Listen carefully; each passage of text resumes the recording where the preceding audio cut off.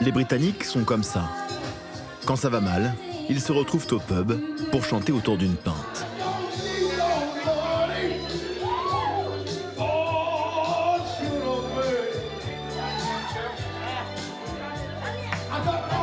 Et Boris Johnson était le seul avec lequel il se voyait volontiers trinquer.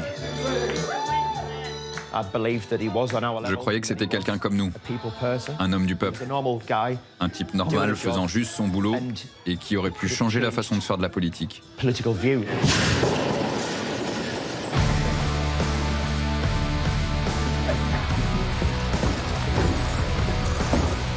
people who bet against Britain are going to lose their shirts because we're going to restore trust in our democracy. Les gens ont conclu un pacte avec Boris Johnson. Ils ont fermé les yeux sur le fait qu'ils ne respectent aucune règle. Parce qu'eux-mêmes n'aiment pas les élites et le système tel qu'il fonctionne aujourd'hui. Premier ministre, il ne reculera devant aucune transgression. Not a big deal. Non-respect des traités, copinage, mensonge. Les Britanniques semblent tout lui pardonner. Il est un peu comme le magicien Houdini, c'est un spécialiste de l'évasion. Il peut toujours se sortir des situations les plus désespérées. Et puis, en pleine crise sanitaire, viendra le scandale de trop. Celui qui va provoquer sa chute.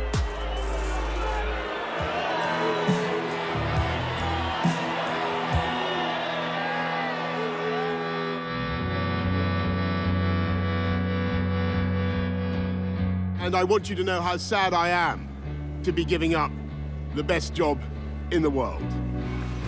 Thank you. Alors qu'il vient de quitter le 10 Downing Street, retour sur les années Johnson. 3 ans qui ont profondément bouleversé le Royaume-Uni et laissé aux Britanniques comme un arrière-goût de lendemain de fête difficile.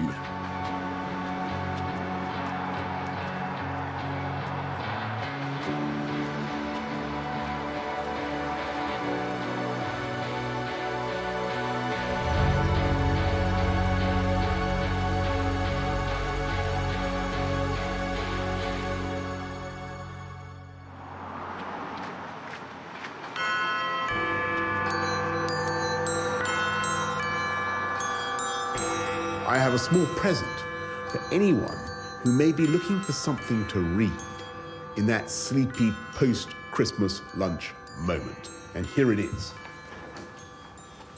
Tidings, glad tidings of great joy, because this is a deal. Enfin, le voilà. L'accord tant attendu qui scelle le divorce entre le Royaume-Uni et l'Union européenne. Boris Johnson avait été élu pour réaliser le Brexit, et il l'a fait. This is the feast. Mais pour les Britanniques, l'euphorie sera de courte durée.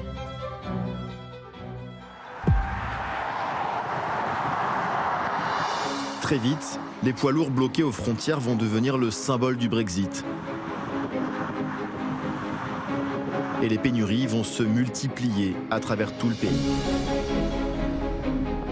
The queues at petrol stations across southern England still aren't subsiding. On Monday, the army will step in and hundreds of soldiers will start to deliver fuel to petrol stations. We voted for Brexit to hopefully support our own industries, but look what's happening. It's absolutely ludicrous. In some shops, the shelves are empty. I want to repeat that these delays only apply to a very small percentage of food entering the UK, and as British supermarkets have said, their supply chains are strong and robust, so everyone can continue to shop normally. Boris Johnson rassure, mais bientôt 2 ans plus tard, presque rien n'a changé.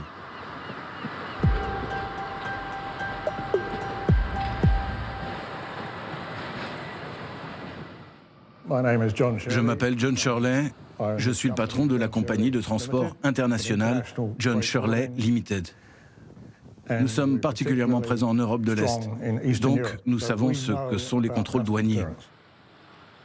Vous pouvez voir le défilé des camions presque collés les uns derrière les autres. Et ce parking est déjà presque plein, bien plus qu'en temps normal. Ils ont déjà construit une extension sur la mer, mais ça reste trop petit. Il y a toujours plus de camions qui arrivent. Salut. Combien de temps tu as dû attendre pour passer la frontière? 2 jours et demi. 2 jours et demi. Quelle perte de temps. Ouais, le problème, c'est le Brexit. En 2016, j'avais bien dit et répété que tout cela serait le résultat de la bureaucratie du Brexit. La paperasse que ce pays s'est imposée à lui-même. Regardez-moi ça. Regardez, quel désastre. C'est le grand désastre du Brexit.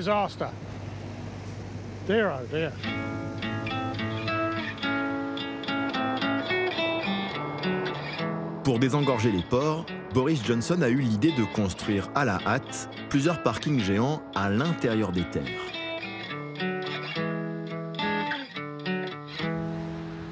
Une idée qui a chamboulé la vie jusque-là paisible de Sharon. Elle habite ce charmant village de la région du Kent.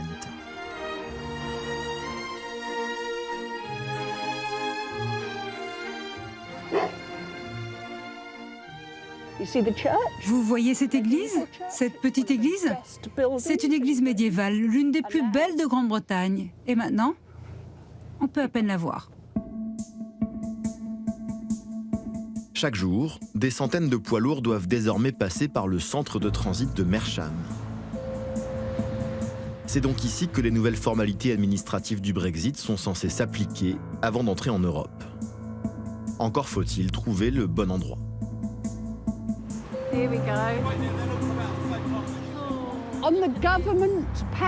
Sur le site gouvernemental, il y a un code postal pour indiquer les coordonnées GPS aux chauffeurs. Mais ils l'ont mis au mauvais endroit. Donc les poids lourds passaient juste là, tout droit devant, sans voir le parking pour finir au milieu du village, parce que leur GPS leur disait que c'était là. Stop.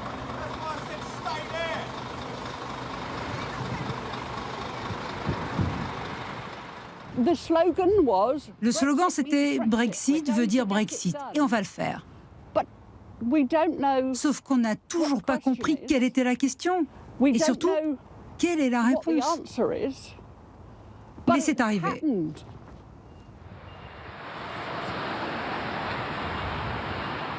Découragés par l'attente et les conditions de travail, environ 100 000 chauffeurs routiers n'ont toujours pas retrouvé les routes du Royaume-Uni.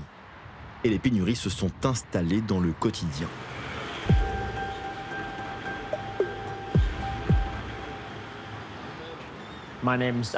Je m'appelle Aaron Hicks, je suis propriétaire de pub. J'ai toujours voté travailliste, plus récemment pour les conservateurs, et j'ai voté pour le Brexit, parce qu'à l'époque, je pensais que ce serait bien pour nous.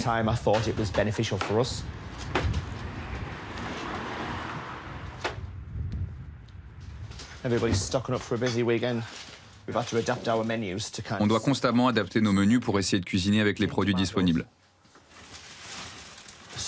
En ce moment, on a du mal à trouver des tomates en conserve et tout un tas de produits surgelés, des choses qu'on utilise pour les stocks en cuisine. On a du mal à se faire livrer. C'est très difficile car ce sont des provisions qu'on commande en général du jour pour le lendemain et dont on n'a normalement pas à se soucier. Par exemple, la crème anglaise, maintenant, il faut calculer une semaine avant pour s'assurer qu'on en aura bien.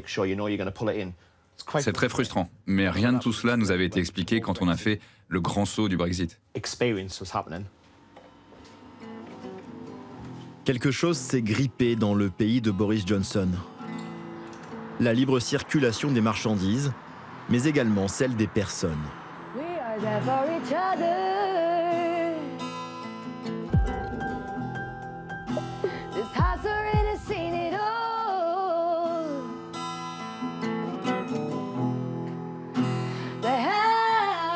Je m'appelle Amy Montgomery, j'ai 23 ans. Je suis musicienne, chanteuse, auteure-compositrice. Je donne des concerts en Irlande, au Royaume-Uni, en Europe et même en Australie. Pour Amy, voyager est devenu un casse-tête administratif.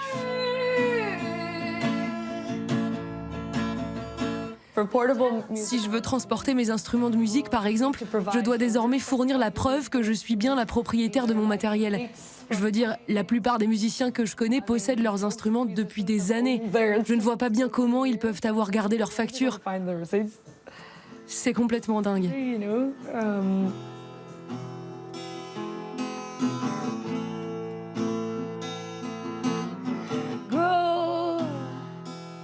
Et quand Boris Johnson est bien obligé de reconnaître que les problèmes persistent, le responsable est souvent le même.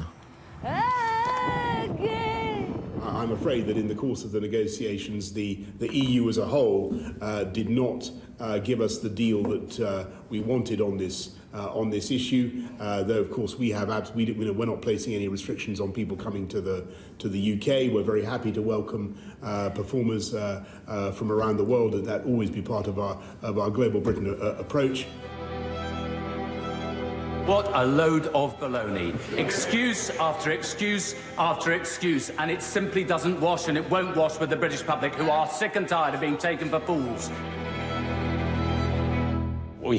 Nous n'avons toujours pas terminé le Brexit. Nous n'avons toujours pas décidé des règles d'import-export entre le Royaume-Uni et l'Europe. Nous n'avons toujours pas trouvé de solution pour que les musiciens et les comédiens britanniques puissent voyager en Europe sur un visa unique. Et ça, c'est juste une partie du bilan de Boris Johnson. Je crois que tout est parti d'un mensonge qui a déclenché d'autres mensonges pour aboutir à une spirale de mensonges. Entre Boris Johnson et la vérité, c'est une histoire qui a toujours été compliquée.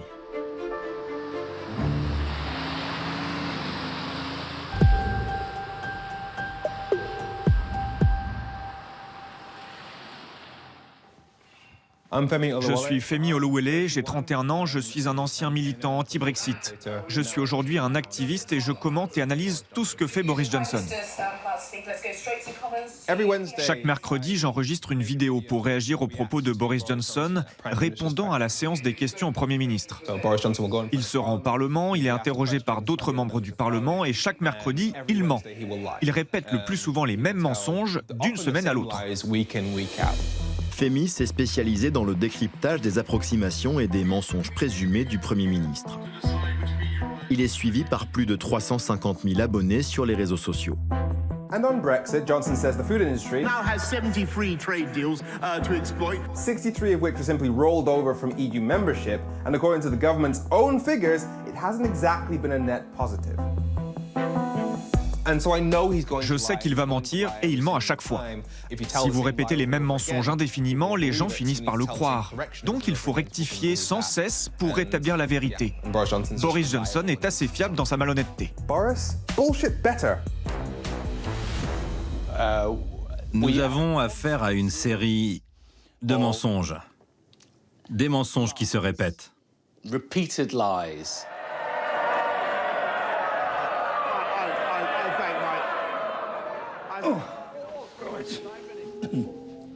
On l'appelle le vieux lion du Parti conservateur, Lord Michael Heseltine, 89 ans, dont un demi-siècle au plus haut niveau de la politique britannique. C'est lui qui a provoqué la chute de Margaret Thatcher. Ce que je sais, c'est que si vous mentez devant la Chambre des communes, vous commettez une infraction majeure. Est-ce que ça s'applique aussi à Boris Johnson?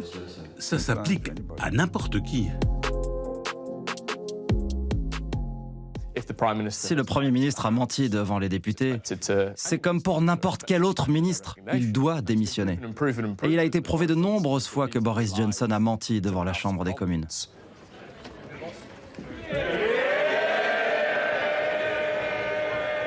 Mais alors comment Boris Johnson a-t-il réussi à s'affranchir de toutes ces règles? The public have made up their mind. They don't believe a word the Prime Minister says. They know what he is. Je m'appelle Andrew Jimson et je suis l'auteur de la première biographie consacrée à Boris Johnson. Je travaille actuellement sur un deuxième volume. Boris Johnson a dit à propos de mon livre, ce sont des foutaises, du début à la fin, mais des foutaises très bien écrites. Au début, il était assez partant sur l'idée du livre. Il m'a aidé, Et puis il a changé d'avis et m'a demandé de ne pas l'écrire. Il m'a demandé combien j'avais été payé par l'éditeur et à la fin il m'a proposé 100 000 livres. Je lui en ai voulu qu'il ait cru qu'il pouvait m'acheter, donc j'ai bien sûr refusé ses offres.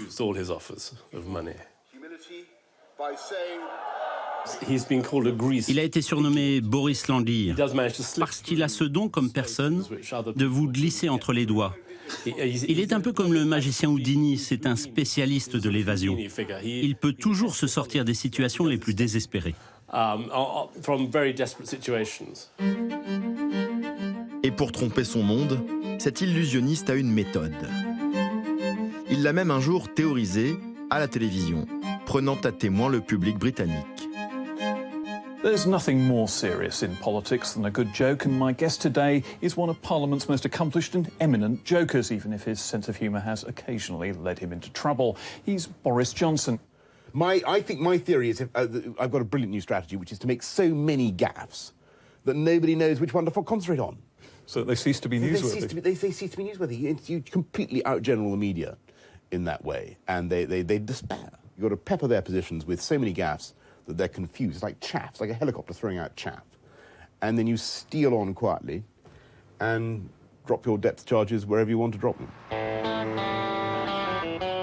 Et Boris Johnson n'a pas attendu la politique pour appliquer cette recette. Il va s'y mettre dès ses débuts comme journaliste à la rédaction du Times.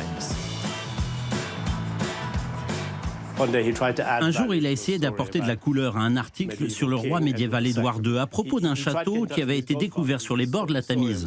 Il avait essayé de contacter son parrain, l'historien Colin Lucas.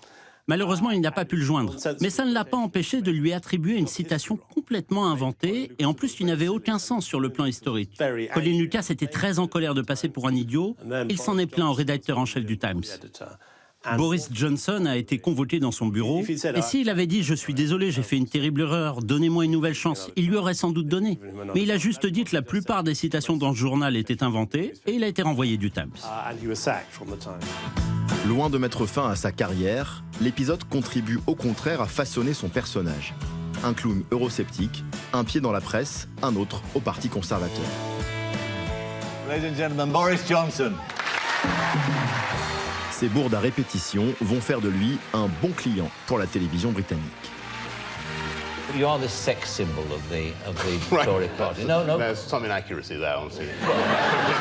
It's said that you set Tory hearts aflutter at conferences and this sort of thing. Il était vu comme une sorte de voyou de droite, un ancien élève chic d'Eton.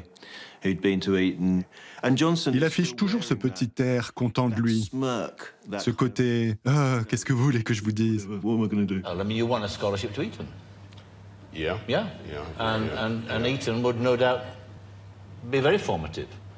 Yes, it was. Yes. I've had it easy. No. I might as well confess it. I'm a creature of bourgeois happiness and domesticity.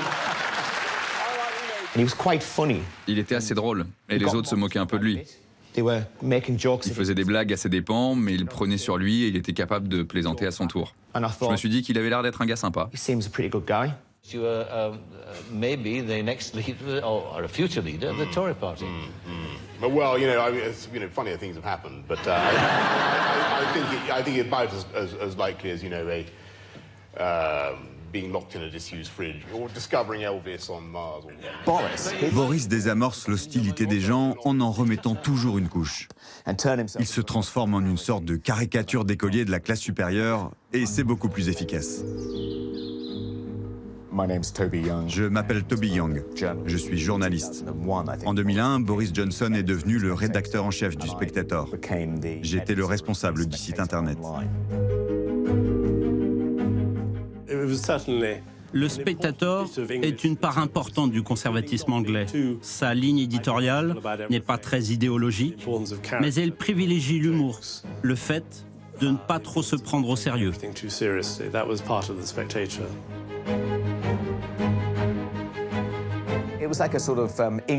L'ambiance ressemblait plus à un week-end de fête entre amis à la campagne qu'à un lieu de travail. Boris organisait des grands déjeuners dans son bureau où il invitait toutes sortes de gens glamour et puissants. Et les journalistes pouvaient s'asseoir à côté d'eux et les faisaient boire pour qu'ils se livrent plus facilement à des confidences. C'était très amusant, un super endroit où travailler. Il y avait aussi une atmosphère assez, disons, libertine. Il y a eu plusieurs histoires. Boris Johnson s'est fait prendre dans une histoire d'adultère.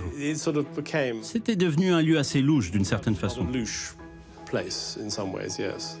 Sauf qu'entre-temps, Boris Johnson est aussi devenu une figure montante du Parti conservateur. Un député rattrapé par une affaire de mœurs. Cela va faire les choux gras des tabloïds et inspirer ses collègues. Ça, c'est une affiche de la pièce « Qui est le papa ?», que j'ai écrite avec un collègue à propos des différents scandales sexuels qui ont eu lieu au Spectator. Boris était le personnage central de cette pièce. C'est incroyable, mais Boris a été très fair-play. Le soir de la première, il nous a envoyé une carte postale où il a dit « J'ai toujours su que ma vie finirait par ressembler à une farce ». Il ne nous a pas virés, il ne nous a même pas censurés. Il a pris sur lui. Mais un jour, il a entendu qu'un théâtre du West End à Londres voulait produire la pièce. Il m'a appelé et m'a dit « Toby, tu ne peux pas jouer cela au West End. Tu as eu ton moment, j'ai pris sur moi, mais va écrire autre chose s'il te plaît. Mes enfants passent devant ce théâtre tous les jours. Ils vont me demander « Papa, de quoi s'agit-il » Je ne peux pas leur dire « Ma femme souffre trop, ma vie part en lambeaux, s'il te plaît, il faut que ça s'arrête maintenant. » Alors la pièce n'a pas été jouée au West End et je l'ai un peu regretté depuis.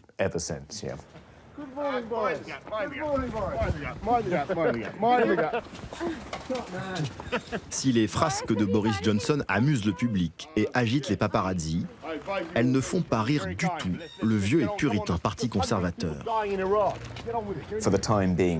À ce moment-là, Boris Johnson a été relégué au rang de député conservateur de base. Il s'est retrouvé au placard. C'est alors qu'il a commencé à regarder du côté de la mairie de Londres pour faire avancer sa carrière. Bonjour, c'est moi, Boris Johnson, le maire de Londres. Londres n'est pas un bastion naturel du Parti conservateur. Et le fait que Boris y ait été élu 2 fois a été vu comme un exploit par le parti. À la minute où il est devenu maire de Londres, il a commencé à compter sérieusement. Je crois que beaucoup d'électeurs ont trouvé dans les défauts de Boris Johnson plus de sincérité que chez bien d'autres politiciens qui, eux, se drapent de vertu avec beaucoup d'hypocrisie.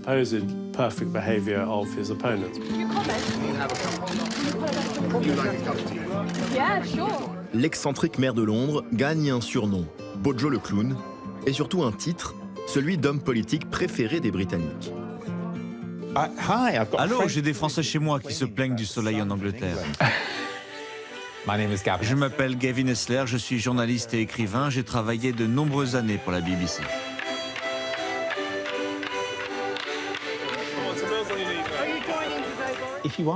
Si vous demandez à n'importe quel Londonien ce que Boris Johnson a fait pour Londres, ils vous parleront des vélos en libre service qu'il a appelés Boris Bikes. Elles sont comme un Rolls-Royce vis-à-vis un 2 chevaux.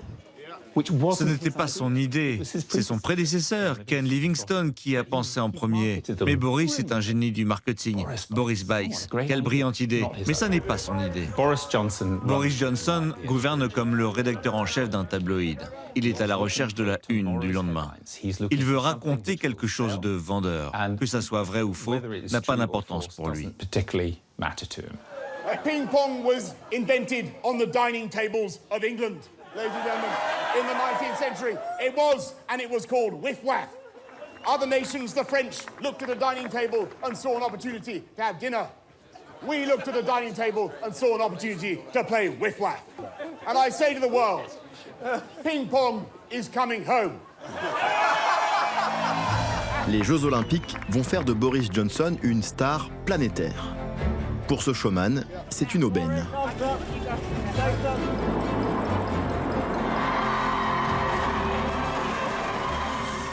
2012 a été un de ces moments où l'on s'est senti de nouveau tous ensemble, parce que nous avions eu les Jeux Olympiques à Londres. J'y étais moi aussi, ça a été la dernière fois que je me suis senti réellement fier d'être britannique. I've never seen anything like this in all my life. The excitement, people are coming from around the world and they're seeing us and they're seeing the greatest city on earth, aren't they? 10 ans plus tard, la clameur n'est plus la même.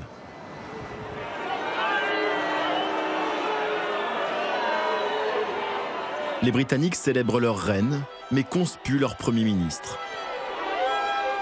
Bojo n'a plus la cote, à l'image de la ville qu'il a dirigée autrefois. Depuis le Brexit, Londres a perdu 8% de sa population. Beaucoup d'Européens sont rentrés chez eux.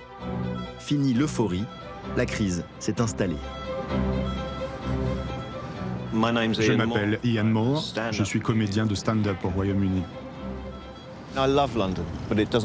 J'adore Londres, mais je ne m'y sens plus chez moi. Ce n'est plus le même endroit, les gens sont à cran, en colère. Et ils ont de bonnes raisons de l'être, ils ont été dupés, maltraités. Tout le monde est plus irritable et a tendance à surréagir. Ce n'est plus aussi chaleureux qu'avant.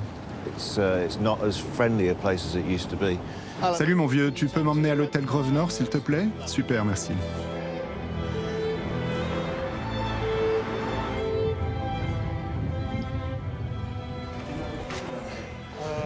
Hello, cheers. How are you? I'm very well, you?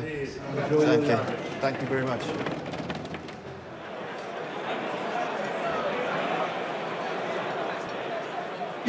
Merci d'accueillir Ian Moore. Thank you very much, Chris, and thank you everybody. Parler de politique sur scène, c'est trop clivant. Je peux aborder peut-être certains aspects du Brexit. En fait, ça dépend du public. J'essaye de sonder son humeur et ensuite je décide si je peux parler du Brexit. Vous savez, on a quitté l'Europe pour se rapprocher de l'Amérique. Mais honnêtement, est-ce qu'on veut vraiment vivre selon leurs règles? Imaginez qu'on adopte leurs lois sur les armes en Grande-Bretagne. Il suffirait d'un week-end un peu arrosé pour qu'à la fin, il ne reste plus que 3 personnes sur cette fichue île. You've been lovely. Thanks for supporting a great event. I've been Ian Moore.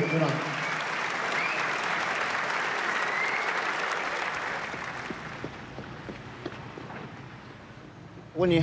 Les gens comme Donald Trump ou Boris Johnson sont tellement au-delà de la caricature qu'il est impossible de faire plus absurde que ce qu'ils ont déjà dit.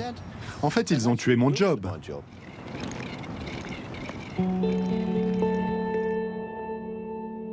Le Royaume-Uni de Boris Johnson s'est installé dans la sinistrose et son économie est en panne. En 2020, pendant la crise sanitaire, la croissance britannique est tombée plus bas que le reste de l'Europe. Elle se rétablit moins vite 2 ans plus tard. L'économie britannique est désormais la moins performante du G20, à l'exception de la Russie. Et une inflation record menace de faire basculer des millions de Britanniques dans la pauvreté.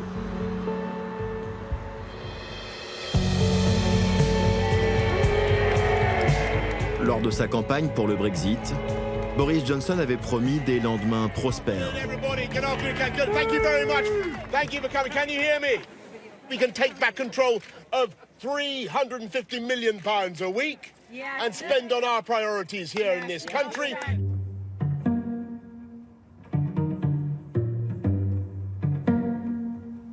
Je m'appelle David Frost, Lord Frost. J'ai été le chef négociateur du Brexit. L'accord que nous avons signé à Noël 2020 est le plus grand accord de libre-échange de l'histoire. Il couvre beaucoup de sujets. L'économie britannique et son marché sont très adaptables et pour un pays qui a changé ses relations commerciales du jour au lendemain, je pense que nous nous en sortons pas si mal.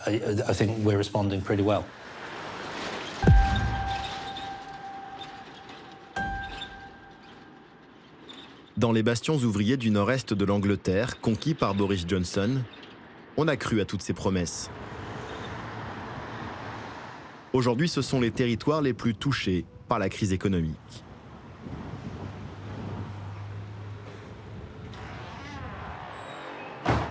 Salut Tracy.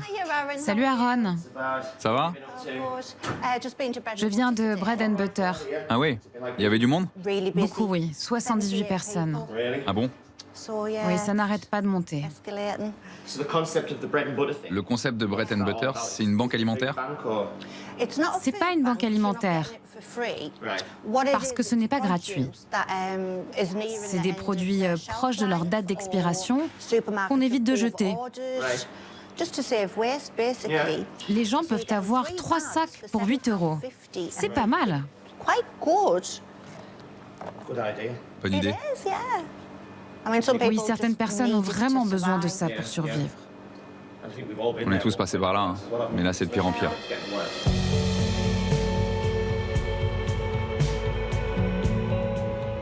De moins en moins de gens viennent pour boire un verre ou manger un morceau parce que ça devient un luxe qu'ils peuvent plus s'offrir. Tiens Michael, à la tienne. Les gens font attention à leurs dépenses. Sortir 2 soirs par semaine, c'est plus leur priorité. Un peu comme à l'époque du confinement où on pouvait plus sortir. C'est bien dommage. Une panne de carling, ok. Tu vas bien? D'un mois sur l'autre, on ne sait pas à quoi s'attendre au niveau des factures. Ça n'arrête pas de monter. On en a pour 1500 livres par mois, c'est hallucinant.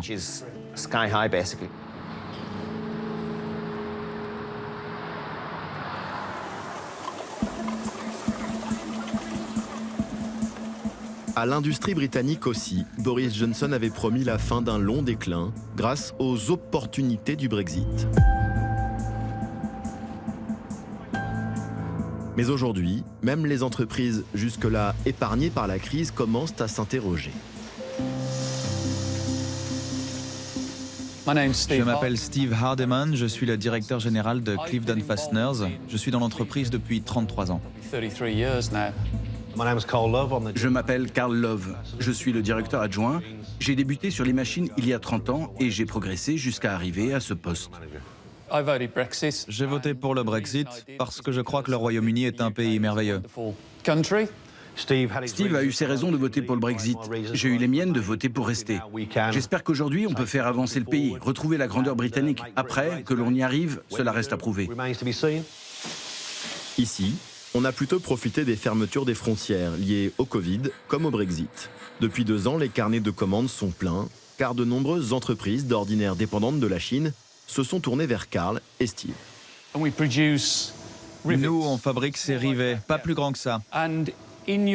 Chez vous, quand vous ouvrez la fenêtre, c'est ce qui permet au mécanisme de tenir. Donc vous pouvez voir les rivets ici, ce sont ceux que nous avons fabriqués.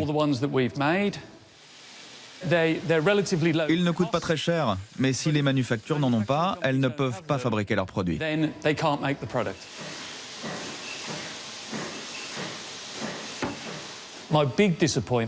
Ma grande déception, c'est que j'attendais que notre gouvernement arrive avec une nouvelle stratégie pour l'industrie britannique. Une stratégie qui bénéficierait à mon entreprise. Récemment, l'Union européenne a introduit des tarifs douaniers pour les attaches, en visant spécifiquement la Chine. Je n'ai jamais vu ça au Royaume-Uni. En fait, il ne se passe rien au Royaume-Uni, rien n'est fait pour protéger notre industrie. Et je me désole de cela parce qu'il est évident que notre gouvernement ne comprend rien à notre métier et à l'industrie, franchement.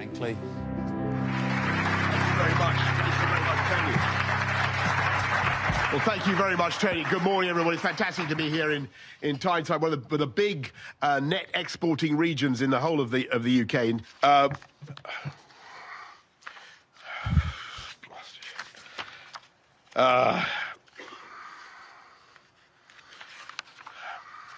Forgive me. Forgive me. C'est difficile pour eux de dire, vous savez quoi, en fait, on ne sait pas. Yesterday I went, as we all must, to Peppa Pig World. Peppa Pig world is very much my kind of place.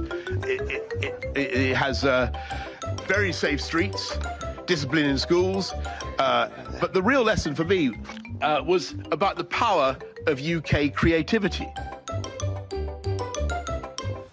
J'ai animé une remise de prix dans la ville où Boris Johnson a fait ce discours sur Peppa Pig, notre plus grande invention. I think that is pure genius, don't you? Peppa Pig, and no government in the world, no Whitehall civil servant would conceivably have come up with Peppa. Je suis monté sur scène et j'ai juste dit « Écoutez, je sais pourquoi vous êtes tous là, Peppa Pig est ce qu'il y a de mieux. » Et là, d'un simple regard, ils m'ont fait comprendre de ne pas aller plus loin. Juste, te fous pas de nous. Je crois que l'une des raisons pour lesquelles Boris Johnson a été décevant en tant que Premier ministre, c'est qu'il n'a montré aucune vision stratégique. C'est un peu comme s'il ne savait pas vraiment ce qu'il veut faire. Il ne sait pas vraiment ce qu'il veut accomplir comme Premier ministre. Il a certes fait le Brexit, mais on ne sait pas bien ce qu'il veut faire ensuite. Il est bon pour réagir aux événements, mais ce n'est pas un stratège.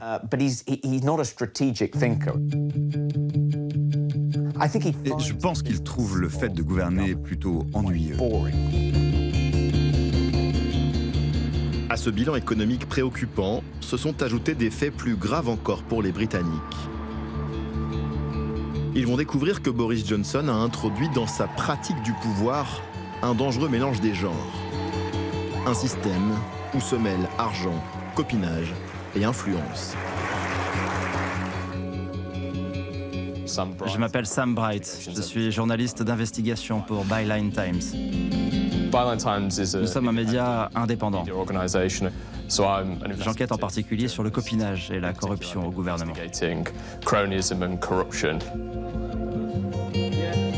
Lorsque Boris Johnson emménage au 10 Downing Street et découvre ses appartements privés, il est un peu déçu par la décoration. Apparemment, la famille Johnson trouvait que la précédente première ministre, Theresa May, avait rénové les lieux avec une déco un peu trop cheap et ordinaire à leur goût. Disons que ça ne collait pas à leurs standards.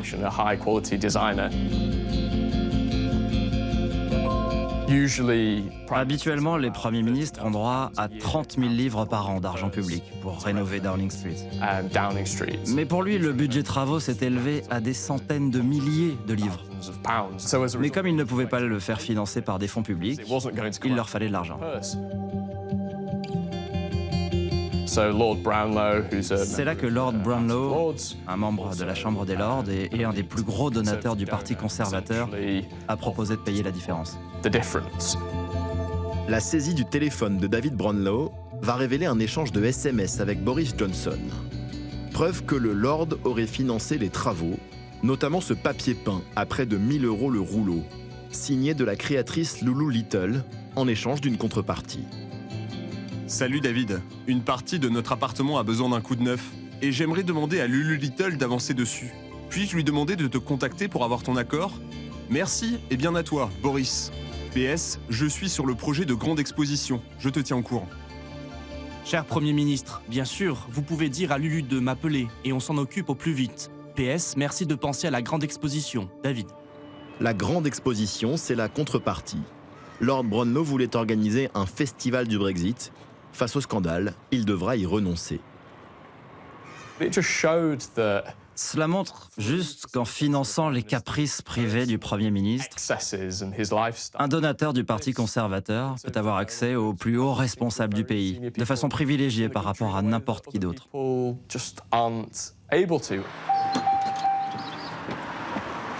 Des renvois d'ascenseurs et des petits services entre amis, c'est une pratique dont Boris Johnson est coutumier, y compris quand ses amis sont des milliardaires russes.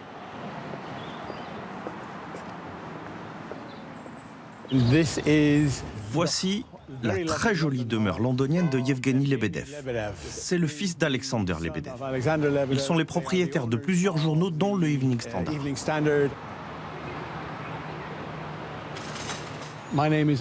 Mon nom est Arthur Douane, je suis le cofondateur de Clamp Key, un mot pas très joli qui veut dire campagne pour légiférer contre le blanchiment d'argent et l'achat de propriétés par des kleptocrates. Les Lebedev sont également des membres de longue date du cercle rapproché de Vladimir Poutine. Alexander est un ancien colonel du KGB et Yevgeny est un ami proche et un compagnon de soirée de Boris Johnson. Il est régulièrement invité dans leur villa en Italie. Ils sont suffisamment copains pour que Boris ait décidé qu'Yevgeny méritait de faire partie de la Chambre des Lords.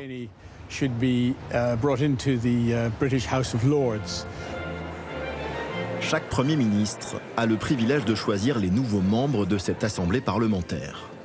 Un titre honorifique à vie dans ce vestige de l'Angleterre médiévale. Boris Johnson a nommé plus de 80 personnes à la Chambre des Lords, dont Joe Johnson, son propre frère, mais également quelques amis riches et puissants. Yevgeny Alexandrovich Lebedev, to the state, degree, style, dignity, title and honor of Baron Lebedev, of Hampton in our London borough of Richmond-upon-Thames, and of Siberia in the Russian Federation. Yevgeny s'est très bien intégré au sein de l'aristocratie britannique. Il prétend défendre la liberté d'expression et la démocratie. Mais beaucoup de gens disent que quand on est au KGB, c'est pour la vie. And bear true allegiance to Her Majesty Queen Elizabeth. Cela pose un problème de sécurité. Ces préoccupations ont été soulevées par le MI6 et sous la pression de Boris Johnson lui-même, les services de sécurité ont, semble-t-il, modifié leur avis sur la nomination de Lebedev à la Chambre des Lords. Ainsi, un Premier ministre a fait pression sur les services de sécurité pour que le fils d'un oligarque russe soit nommé à la Chambre des Lords, la plus haute chambre du pays. Et il est maintenant un parlementaire dans notre démocratie.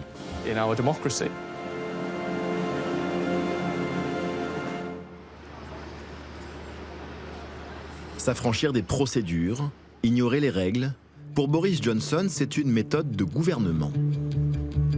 Et pendant la pandémie, il va l'appliquer à grande échelle. Je suis Joe Mogam, le directeur de Good Law Project.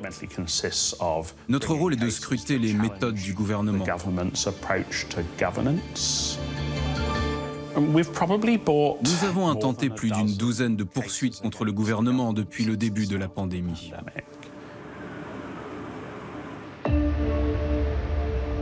Quand le Covid-19 fait irruption, comme partout ailleurs, le Royaume-Uni est pris de court. Les hôpitaux manquent de tout. Masques, blouses, respirateurs. C'était une situation désespérée. Nous allions droit vers une pénurie d'équipements de protection. Confrontée aux mêmes difficultés, l'Union européenne propose alors à Londres de participer à un achat en commun. Mais Brexit oblige, Boris Johnson décline poliment. Et avec son gouvernement, il décide de faire les choses à sa manière, sans passer le moindre appel d'offres. Ils ont introduit ce qu'on a appelé une file VIP pour les contrats, à travers laquelle une poignée d'entreprises qui avaient des contacts avec les ministres, les députés ou les conseillers ont bénéficié d'un accès privilégié qui leur donnait 10 fois plus de chances de décrocher des contrats. Est-ce que des membres de l'entourage de Boris Johnson se sont enrichis de cette façon? Oui. Des centaines de millions de livres, sinon des milliards. Les ministres n'arrêtaient pas de répéter « c'est une crise, c'est une crise ». Et c'est bien sûr totalement par hasard que la plupart de ces contrats ont bénéficié à des gens qui vivent près de chez eux, des membres de leur famille, des amis, des gens avec qui ils ont été à l'école ou à l'université. L'ONG de Joylan Mogan a récupéré plusieurs documents internes, notamment ce mail, adressé à l'une des conseillères de Boris Johnson. On y découvre un devis pour 2000 respirateurs et 12 millions de masques, proposé par un des donateurs réguliers du Parti conservateur.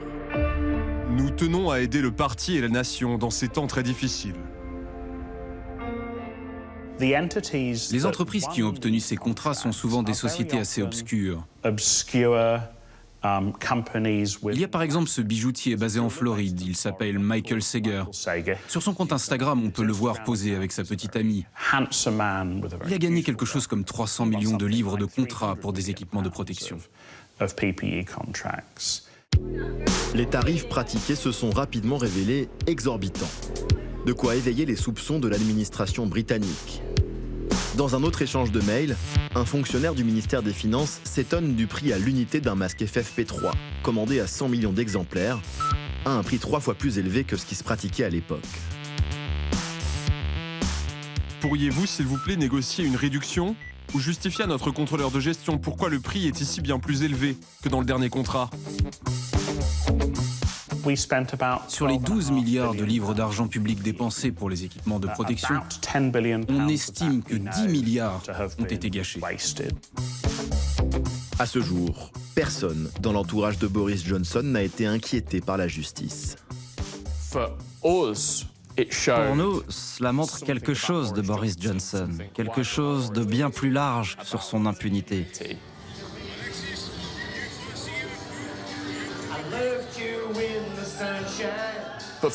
Mais pour de nombreuses personnes qui l'apprécient, qui le voient comme un comédien, qui aiment justement ce côté excentrique à la tête du gouvernement, c'est ce qu'ils attendent de Boris Johnson.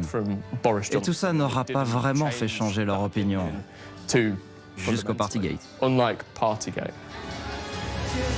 What exactly happened inside Number 10 a week before Christmas last year? The government's consistently denied that a party took place, saying no rules were broken while the country was under strict lockdown. Boris Johnson a d'abord nié l'existence de ces fêtes clandestines. Mr. Speaker, what I can tell the right honourable gentleman is that all guidance was followed completely during Number 10. Mais les médias britanniques ont rapidement exhumé des preuves. Comme cette vidéo. Elle montre les communicants du Premier ministre, Hilar, s'entraîner au jeu des questions-réponses. Would the Prime Minister condone having a Christmas? What's the answer? I don't know. It wasn't a party, it was cheese and wine. Just be clear, it's not. Is cheese and wine all right? No. It was a business meeting. I'm joking. This is recorded. It's a fictional party. It was a business meeting. And it was not socially distanced. Can you stop, please? Can you stop? I'm offering my resignation to the Prime Minister. Thanks for your time. And I can understand how infuriating it must be to think that the people who have been setting the rules have not been following the rules, Mr. Speaker, because I was also furious to see that clip. Boris Johnson va devoir trouver autre chose pour se défendre.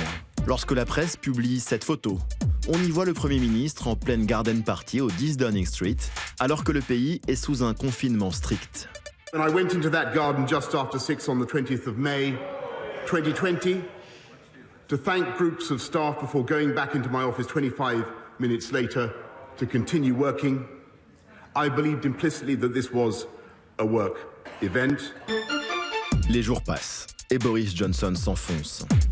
Nobody said to me, this is an event that is against the rules, that is in breach of what we're asking everybody else to do, should not go ahead.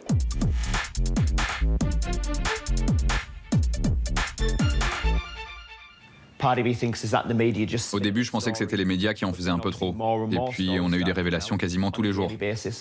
Beaucoup de gens, moi y compris, ont perdu confiance dans nos dirigeants. Je veux dire, imaginez les gens qui font les règles et qui ne les appliquent pas eux-mêmes. C'est dur. Mon beau-père a été diagnostiqué avec un cancer pendant le premier confinement. On aurait voulu passer du temps avec lui et on n'a pas pu. On a respecté les règles de distanciation sociale et on l'a perdu 2 mois plus tard. Chacun a une histoire douloureuse liée à cette période. Chacun connaît quelqu'un qui a perdu un proche. In Northern Ireland, we reached a milestone of 3,000 deaths due to COVID just last week. 3,000 people who followed the rules and grieved today. So will the paymaster, including my mother-in-law who died alone, will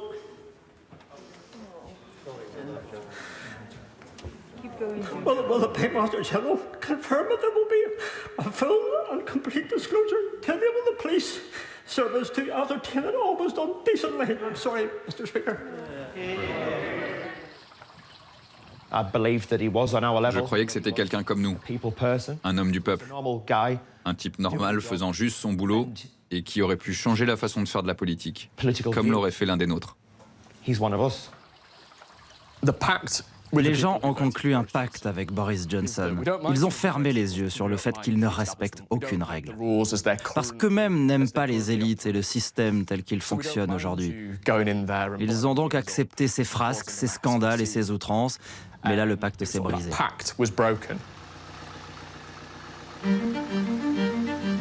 Acculé, Boris Johnson finira par s'excuser.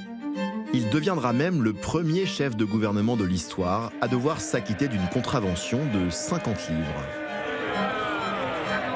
I paid the fine immediately and I offered the British people a full apology. And I said that people had a right to expect better of their Prime Minister. That was my mistake and I apologize for it unreservedly.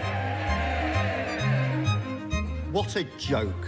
As the latest mealy-mouthed apology stumbles out of one side of his mouth, a new set of deflections and distortions pour from the other. Boris Johnson fait face à l'opposition, mais doit surtout regarder derrière son épaule. Car de plus en plus, les attaques viennent des conservateurs qui s'inquiètent pour leur avenir politique. C'était comme un banc de piranhas. L'un des piranhas blessés se met à saigner, tous les autres piranhas se ruent sur le piranha blessé jusqu'à ce qu'il n'en reste plus rien. Et c'est exactement ce que le Parti conservateur a fait à Boris Johnson. The Prime Minister now should be long gone. I no longer think he is worthy of the great office that he holds. In the name of God, go. Et c'est un super spectacle. Les élus conservateurs n'ont qu'une seule préoccupation, c'est leur survie. Et pour survivre, ils doivent conserver leur circonscription. Et les premiers revers électoraux ne vont pas tarder à arriver. There's renewed pressure on Boris Johnson after the Conservatives suffered a double defeat in parliamentary by-elections.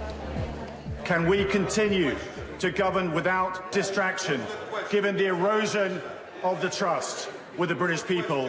And can we win the general election on this current trajectory? My name is Tobias Elwood.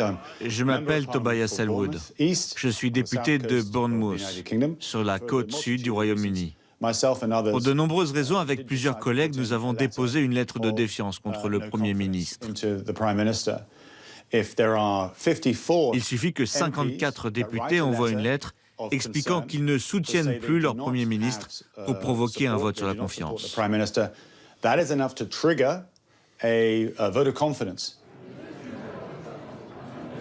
Vote in favour of having confidence in Boris Johnson as leader was 211 votes, and the vote against was 148 votes.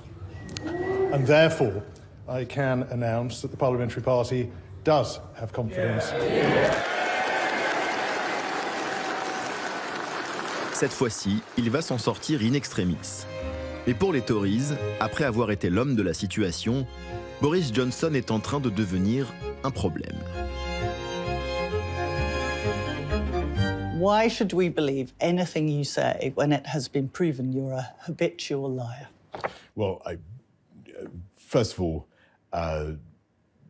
don't agree with the conclusion that the best way for me to answer that is to say, look at what I get on and deliver, and what I say I'm going to deliver. So there was no way I could take HR. Ses soutiens se font rares. Heureusement, Bojo peut compter sur la famille. This is LBC with Rachel Johnson.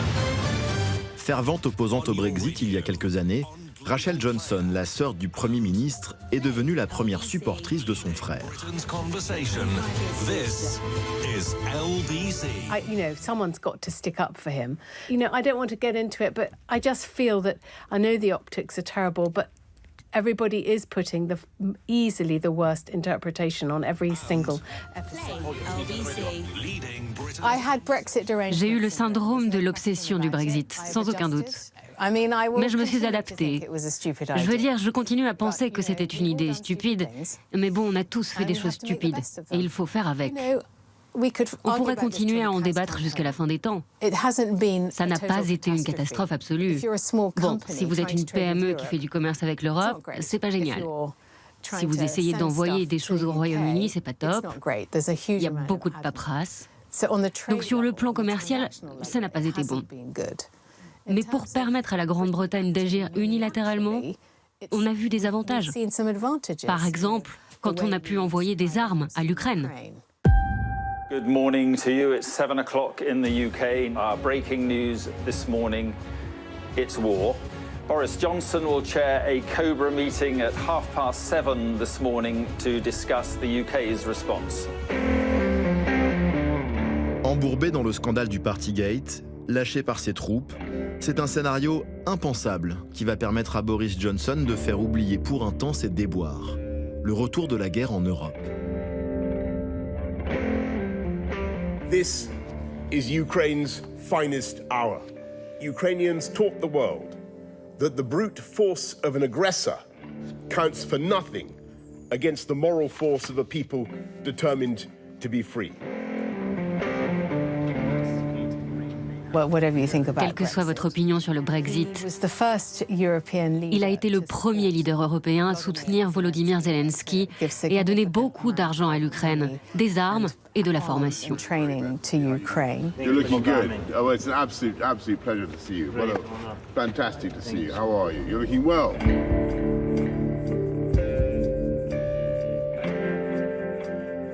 En jouant sur la fibre patriotique, le chef de guerre Boris Johnson pense avoir provisoirement calmé la fronde dans son parti. C'était courageux et c'était la bonne chose à faire d'aller soutenir Zelensky en allant le voir en personne. C'est ce que nous sommes, la Grande-Bretagne. J'étais sur le point de retirer ma lettre de défiance contre Boris Johnson. Et puis, j'ai entendu ce discours. Like the people of Ukraine, when the British people voted for Brexit in such large numbers, I don't believe it was because they were remotely hostile to foreigners. It's because they wanted to be free. So I kept my letter in. J'ai finalement décidé de garder ma lettre. Il joue avec son électorat sans réaliser que ses messages sont entendus partout en Europe et ailleurs. Lui, il a besoin que le Brexit continue pour l'éternité, que ça reste un sujet pour l'éternité. Il n'a pas forcément intérêt à passer à autre chose. En un sens, il est exact de le désigner comme un populiste. Je me définis également comme un populiste. Si vous entendez par populisme l'idée de mettre en œuvre ce que les gens veulent, je crois que c'est ce que devrait faire n'importe quel homme politique en démocratie. Et pour flatter son électorat, Boris Johnson va surenchérir avec l'un de ses thèmes phares, l'immigration, en annonçant une mesure aussi radicale que controversée. Government plans to send anyone deemed to be entering the country illegally to Rwanda in East Africa. This innovative approach, driven by our shared humanitarian impulse and made possible by Brexit freedoms, will provide safe and legal routes for asylum while disrupting the business model of the gang. Pour le Rwanda, le modèle économique est simple. Recevoir les demandeurs d'asile expulsés du Royaume-Uni en l'échange d'un gros chèque, 120 millions de livres sterling. Avant Boris Johnson, personne n'avait osé aller jusque-là. Et cette décision va créer l'indignation de la famille royale jusqu'au chef de l'Église d'Angleterre.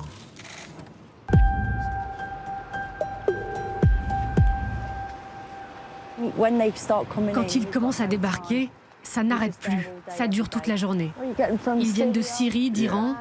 Afghanistan, Irak. C'est comme si on avait un aimant sur notre pays. Juste en face des côtes françaises, Tracy et Martin patrouillent presque tous les jours. Ils se définissent eux-mêmes comme les vigies du Brexit. Je n'ai pour l'instant inspecté que ce côté de la frontière, donc je ne connais qu'une partie du sujet. J'aimerais aller voir ce qu'il se passe du côté français à Calais. C'est pourquoi j'ai pris mon passeport avec moi. Je suis très fier de ce passeport parce qu'il signifie que nous sommes absolument certains du Brexit. Il n'y a plus de drapeau de l'Union européenne dessus. J'ai fait la même chose pour mon permis de conduire. Maintenant, il y a le drapeau britannique parce qu'ici, c'est la Grande-Bretagne. Depuis la mise en œuvre du Brexit, loin de tarir, le flot de migrants traversant la Manche a été multiplié par 3. La première année, quand j'ai filmé, j'ai remarqué que les chiffres officiels ne correspondaient pas à ce que je voyais arriver. Donc l'année dernière, j'ai commencé à les compter un par un. Parce que les gens doivent savoir. Ça n'arriverait pas si c'était surveillé. La marine pourrait contrôler nos eaux et les renvoyer vers la France, comme le fait l'Australie. The plane the government chartered to take asylum seekers to Rwanda sat on the tarmac for hours, but never took off. La mesure choc de Boris Johnson va être suspendue par un arrêt de la Cour européenne des droits de l'homme. Malgré le Brexit, elle est toujours compétente au Royaume-Uni.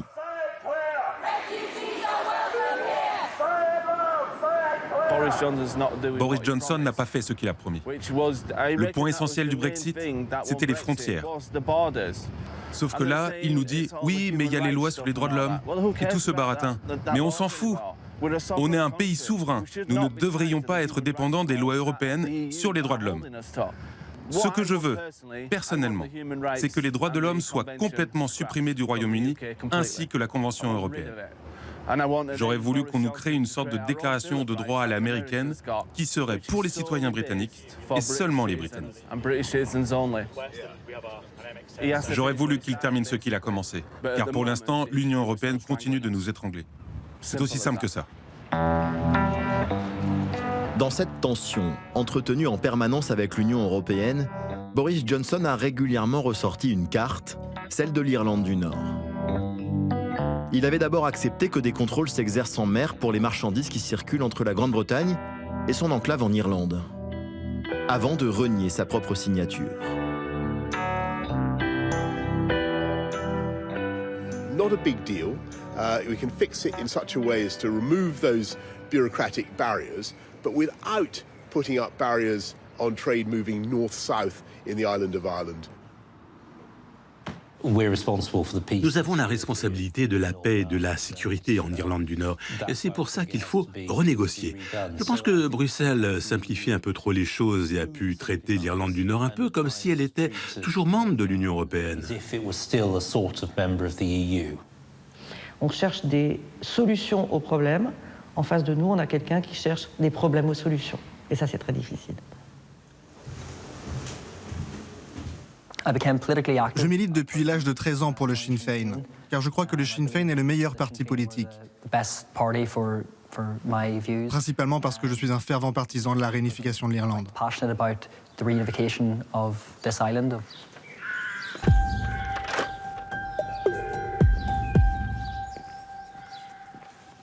Chris McCaffrey a 26 ans et il incarne les habits neufs du Sinn Féin, l'ancienne branche politique de l'IRA.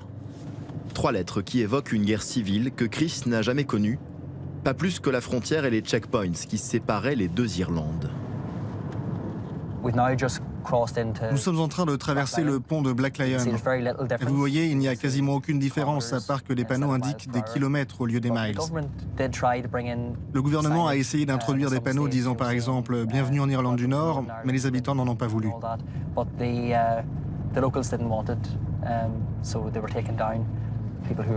Les gens vivent d'un côté de l'Irlande et travaillent de l'autre. On traverse la frontière pour le travail ou pour faire ses courses ou aller voir des amis.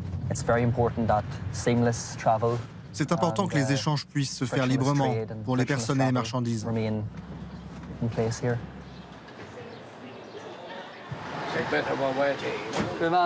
Comment ça va, Michael? Je viens de me faire couper les cheveux. Ah, ça te va bien. Oh, j'en avais peut-être pas besoin. Tu as traversé la frontière pour te faire couper les cheveux, c'est pas un obstacle. Ah oui, c'est bien mieux comme ça. L'Irlande du Nord a le meilleur des deux mondes. Elle fait partie du Royaume-Uni. En même temps, l'Irlande du Nord est dans le marché unique pour les biens européens, l'endroit au Royaume-Uni qui s'en sort le mieux, c'est l'Irlande du Nord. Et ça, c'est très difficile à accepter par Boris Johnson. Donc c'est quelque part la preuve que être dans le marché unique, c'est une force. Mais pour quelqu'un qui a vendu un Brexit glorieux en dehors du marché unique, c'est évidemment une espèce d'humiliation. Et Boris Johnson a peut-être provoqué, malgré lui, un basculement historique. Pour la première fois, le Sinn Féin, catholique, nationaliste et pro-européen, est arrivé en tête des élections, détrônant les unionistes protestants, fidèles à la couronne britannique et traditionnels alliés des conservateurs. They don't live there anymore? Amy participe à cette révolution, elle qui a grandi dans une famille loyaliste.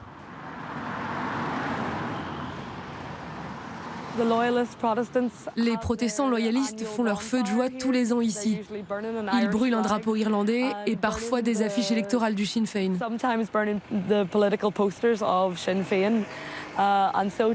Alors, voir aujourd'hui des affiches de campagne du Sinn Féin au milieu de Ballymacash, c'est intéressant. Ça montre que les choses sont en train de changer. C'est un acte un peu rebelle de voter Sinn Féin dans ce quartier. Mais c'est ce qu'il faut, honnêtement. Dans ma génération, ce n'est plus le premier souci, si vous êtes catholique ou protestant. Cette question est en train de disparaître. Les gens pensent plus à ce qu'ils veulent en tant qu'individus. Pour l'instant, l'Irlande du Nord est membre du Royaume-Uni. Mais depuis quelques années, elle se sent un peu abandonnée. Donc je pense que viendra un jour où le Royaume-Uni sera le Royaume-Uni et l'Irlande du Nord deviendra indépendante ou réunifiée avec le reste de l'Irlande. C'est difficile de savoir, mais c'est ça que je veux. My sweet little heart, I'd like to see where you are for one day. I'll be older than I remember you to be. En attendant la réunification de l'Irlande, Amy a une tournée européenne à organiser. Et avec ses musiciens, elle pense avoir trouvé une solution pour échapper au casse-tête du Brexit.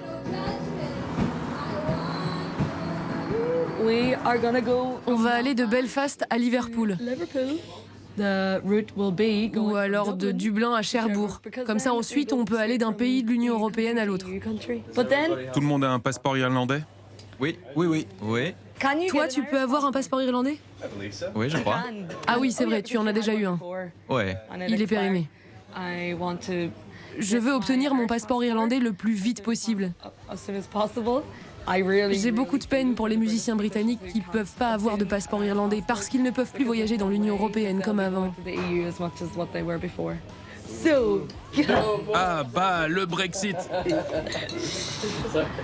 En Irlande du Nord, chaque citoyen a le droit d'obtenir un passeport de la République d'Irlande.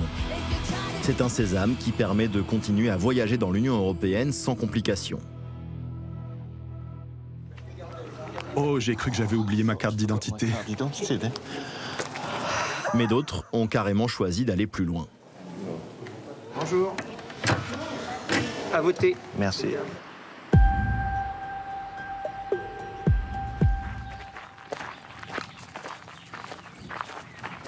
Au lendemain du Brexit, Ian Moore est devenu français.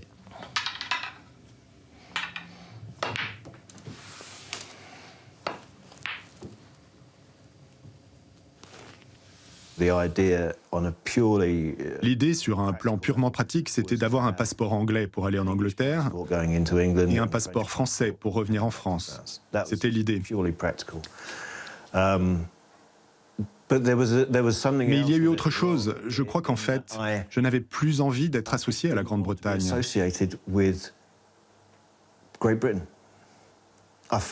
J'ai eu le sentiment d'avoir été trahi et abandonné. Et de savoir que Boris Johnson a fait tout cela par pur calcul, sans aucun principe, ça me met tellement en colère.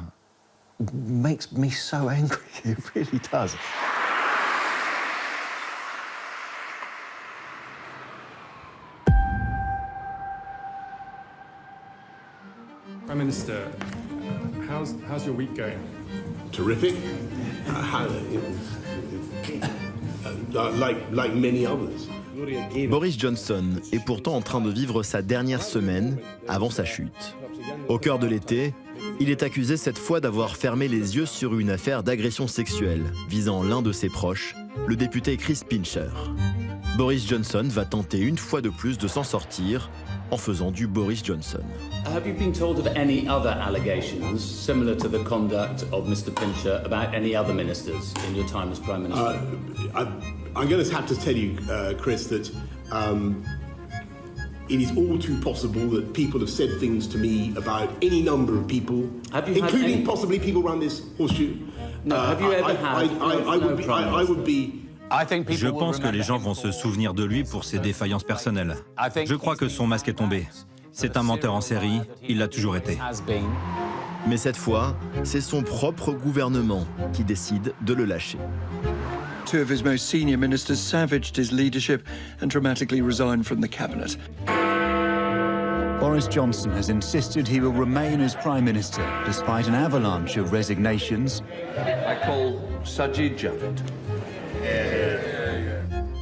Last month, I gave the benefit of doubt one last time.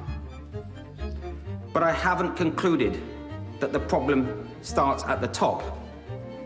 That is not going to change. And at some point, we have to conclude that enough is enough.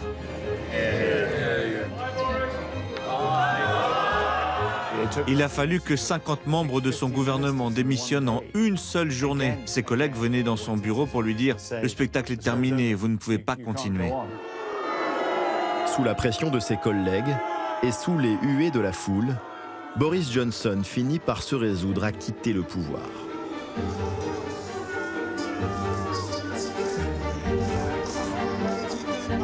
I've tried to persuade my colleagues that it would be eccentric to change governments when we're delivering so much. But as we've seen at Westminster, the herd instinct is powerful. When the herd moves, it moves. And my friends, in politics, no one is remotely indispensable. Il est dans le déni. Il croit qu'il est la meilleure personne à avoir jamais foulé Downing Street, peut-être depuis Churchill. Mais en réalité, je pense qu'il restera dans l'histoire comme le pire Premier ministre que nous n'ayons jamais connu.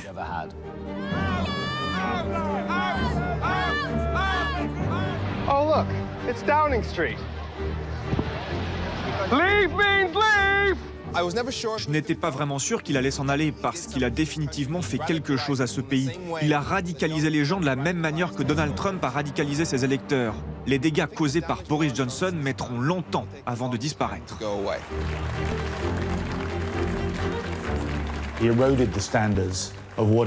Il a brouillé la frontière entre ce qui est bien et ce qui est mal.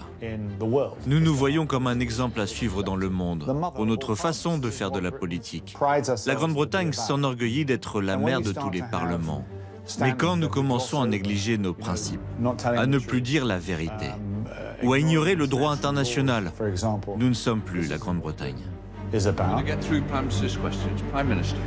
Mission largely accomplished. I want to thank everybody here and hasta la vista, baby. Thank you.